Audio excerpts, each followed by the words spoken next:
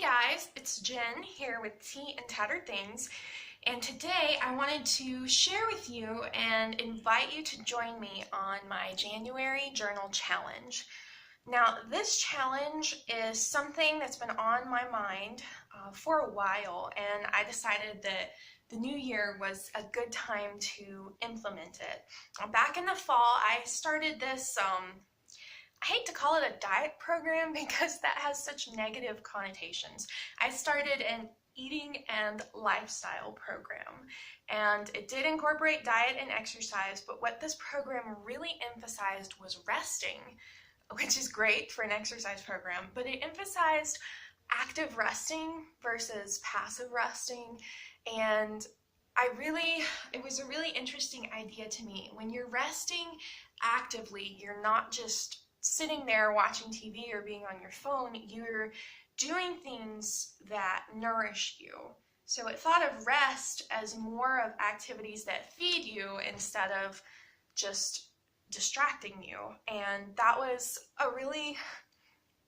a concept that spoke to me as an area of my life that I wanted to develop more. And I really began to think about it in terms of creativity. I want the things that I'm doing I don't want to just make pretty things. I want the process of making things to be nourishing to me, and I want to make things that can help nourish other people in their own life. So what I came up with for January is I've called it 31 Psalms in 31 days. I'm going to journal through the first 31 Psalms. My goal is to eventually do the whole book, but this seemed like a good starting point.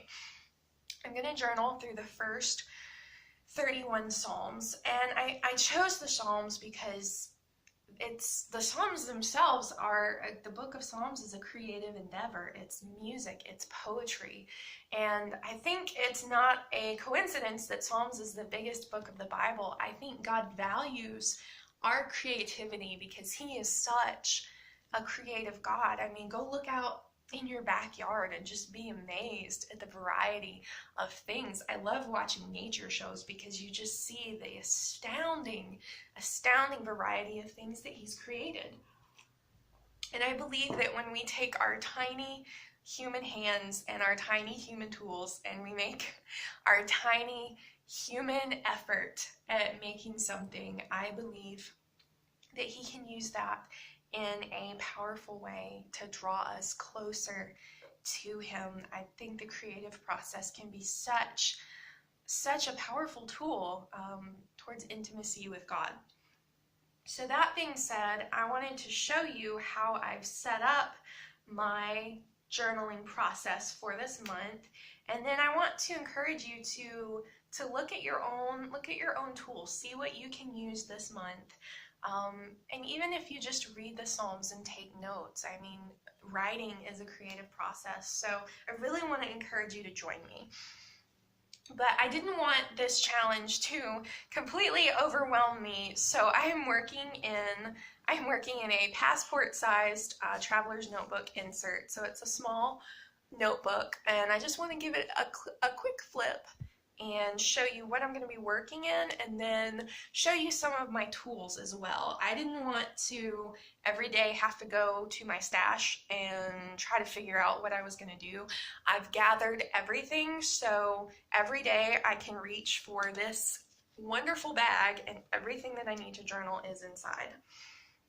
So this is a junk style journal, meaning I've used salvaged papers, drawing papers, just whatever I had. There's some tea-stained papers, there's some book pages, there's scrapbook patterned paper. So lots of different surfaces for me to write on or collage on. And I've left this book pretty naked. There's no pockets, there's no tuck spots, there's no embellishment, because I knew that I was going to be doing a spread a day, a collage a day in this notebook. So I want to look at some of my favorite tools for creative journaling. I like to add watercolor to my spreads. I have this handy dandy little portable palette here, and the watercolors that I use, they are Daniel Smith Extra Fine watercolors. They're made with minerals, and they have a really they just interact beautifully on the page. But there are tons of different watercolors that you can use. I use a water brush with these watercolors.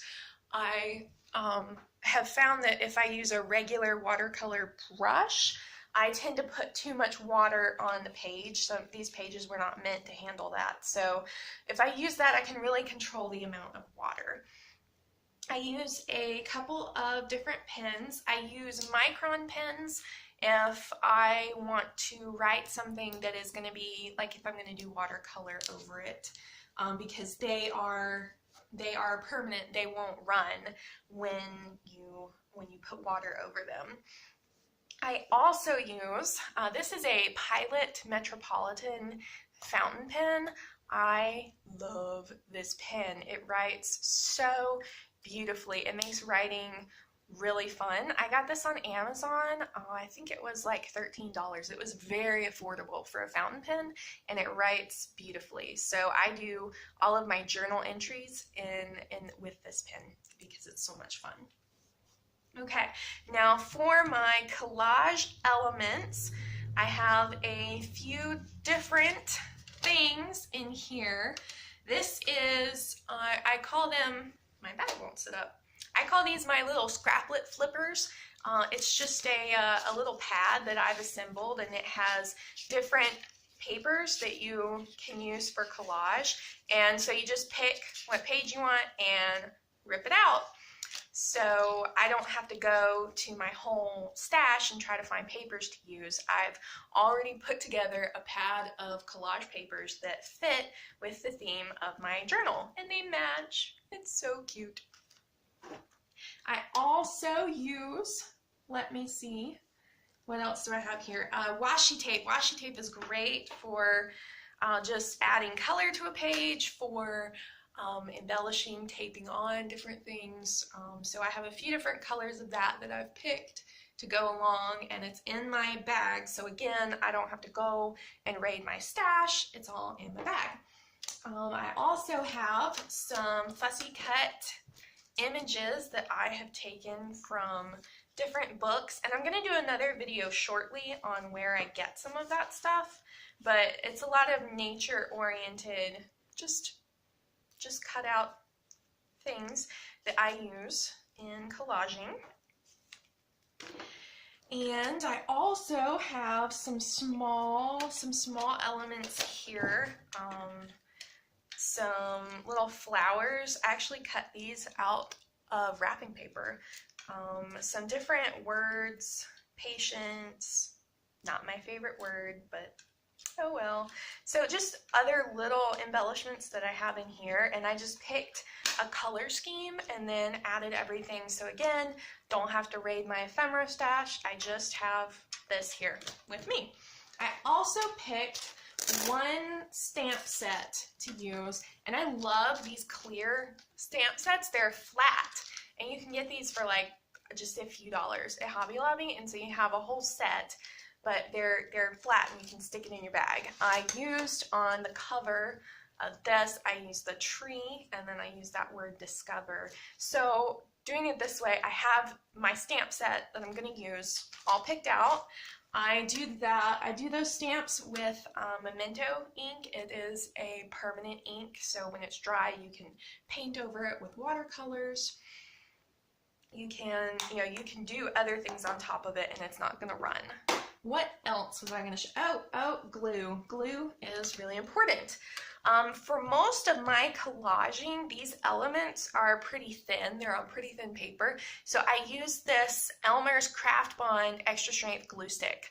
I got this a little while ago, and I absolutely love it. So I use this for most of my collaging now. Now, if I'm going to attach a heavier element, I'm going to use Mod Podge or Tacky Glue or Matte Medium. But for this work, I love this thing. This is an amazing glue stick. So definitely recommend that one. Now, was that all? It was. So like I said, I have this kit assembled. So everything that I'm going to use, any tool that I want, is all in here. I'm all ready to go, so I can just not have to worry about it. I can just grab my bag and start working.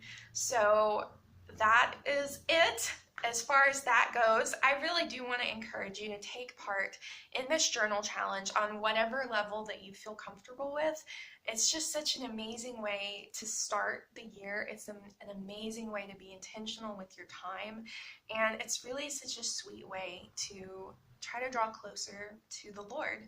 So I encourage you to join me, and I will be sharing weekly. I'll be sharing some of my spreads and some of my techniques that I use. So thank you very much. I will see you guys later.